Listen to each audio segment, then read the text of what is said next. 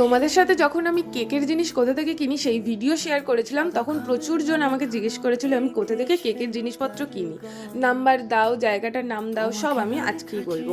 তো আমি গিয়েছিলাম বারুইপুর স্টেশনে, কারণ আমার বাড়ি মগরাহাট, শিয়ালদার ট্রেন ধরে চলে গিয়েছিলাম বারুইপুর, আর বারুইপুরের পিছনের ওভারব্রিজ দিয়ে আমি নেমে গিয়েছিলাম 4 নম্বরের রাস্তায়।